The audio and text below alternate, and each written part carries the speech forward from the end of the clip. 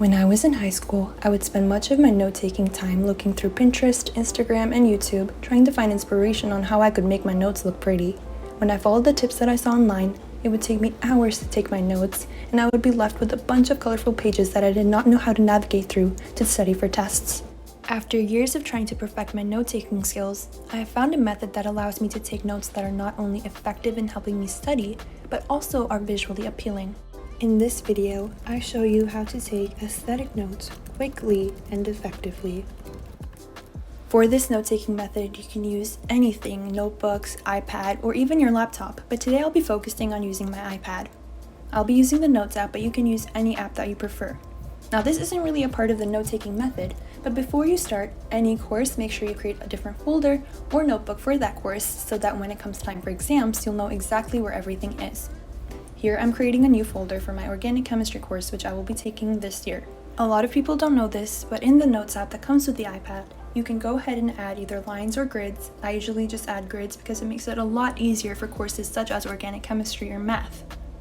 The first step that I regret not doing in high school and that I always make sure to do now is dating my notes. This might seem like a trivial step, especially if you're using an online method of note-taking. However, if you take notes on loose leaf papers or in a notebook, then I would definitely recommend that you date your pages so that when you are reviewing your notes, you know exactly when you took those notes and in what order to review them. Next, always make sure that the title of the chapter or section you're taking notes on stands out. This does not have to be anything fancy. If you're taking notes on paper, just use a Crayola super tip marker or highlight the title. Or if you're taking notes on Google Docs or on your iPad, for example, make sure that you increase the thickness of the pen, or again, just highlight the title. Here's some examples of really pretty titles that do not take any effort at all.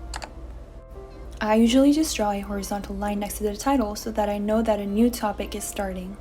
Another rule that you should always follow is that you should use no more than 3 colors throughout your entire notes. This includes both pen and highlighter colors.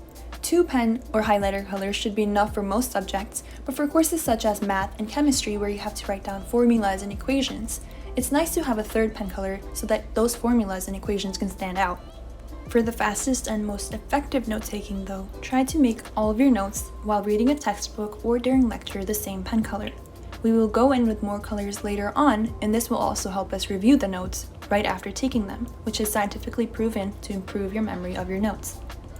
Instead of using long sentences or paragraphs, or even dashes, use circular bullet points. This will help you pinpoint the important details of your textbook or of your lecture.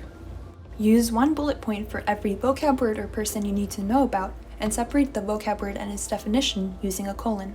To add more details to a bullet point, just use an arrow instead of a bullet point to signify that this is not a new definition. For subjects such as math and chemistry, use grid paper.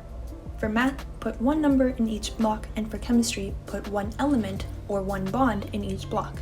This will make it not only a lot neater, but it will also make it a lot easier for you to memorize formulas and structures of compounds. For chemistry, I found that this also helps me memorize the bond angles a lot better. For courses where you need diagrams, always make sure that you skip at least 1 or 2 lines between the diagram and your further notes. For more complicated diagrams, do not waste time drawing them. If possible, go ahead and print them out at your school library and paste them into your book.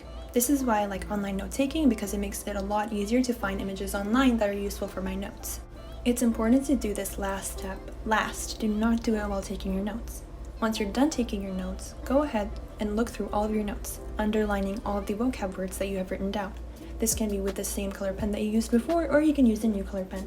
I do not recommend using highlighters in your notebooks because highlighters can get messy. When you do this step at the end, this will help you memorize your notes better because you're looking through all your notes all over again. By reviewing your notes right after taking them, it'll help you retain this memory for a longer time. So just for comparison, this is what my notes used to look like in high school, and this is what they look like now. Subscribe to my channel and give this video a thumbs up if you liked it. Thank you.